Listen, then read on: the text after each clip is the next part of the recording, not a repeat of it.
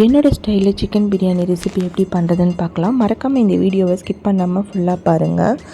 சிக்கனை நல்லா வாஷ் பண்ணிவிட்டு இது கூட மஞ்சள்தூள், மிளகாய்த்தூள், தயிர், உப்பு மேரினேட் பண்ணி 1/2 hour வச்சுக்கலாம். குக்கரில் தான் இன்றைக்கி செய்கிறோம். எண்ணெய் சேர்த்துட்டு பட்டை, கிராம்பு, ஏலக்காய், 3 வெங்காயம், 6 பச்சை மிளகாவை நல்லா வதக்கிக்கலாம். இது கூட நான் 1 கப் இஞ்சி பூண்டு பேஸ்ட் சேர்த்துக்கிறேன். இதோட பச்சை ஸ்மெல் போனதும் காரத்துக்கு ஏற்ற மாதிரி மிளகாய்த்தூள் சேர்த்துக்கோங்க. இந்த ஸ்டேஜில் நம்ம மேரினேட் பண்ணி வச்சுருந்து சிக்கனை சேர்த்துக்கலாம்.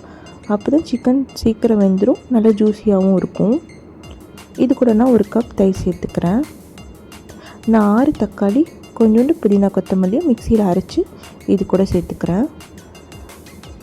நான் 2 கிளாஸ் அரிசிக்கு 4 கிளாஸ் தண்ணி சேர்த்துக்கிறேன். இந்த ஸ்டேஜில் நம்ம உப்பு காரெல்லாம் பார்த்துக்கலாம். நான் 1/2 லெமன் சேர்த்துக்கிறேன். தண்ணியும் ரைஸும் சமமான அளவில் வரும்போது நம்ம தம் போடலாம். இப்போ பாருங்கள், சமமான அளவில் வந்துடுச்சு. நான் லாஸ்ட்டாக ஃப்ளேவருக்கு கீயும் புதினாவும் ஆட் பண்ணிவிட்டு தம் போட்டுக்கிறேன். நான் 15 மினிட்ஸ் சிம்மில் வச்சு ஆஃப் பண்ணிவிடுவேன்.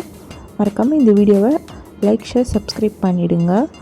நம்மளோட சுட சுட சிக்கன் பிரியாணி ரெடி ஆகிடுச்சு. நீங்களும் கண்டிப்பாக இந்த ரெசிபியை ட்ரை பண்ணிவிட்டு எப்படி இருந்துச்சுன்னு கமெண்டில் சொல்லுங்கள்.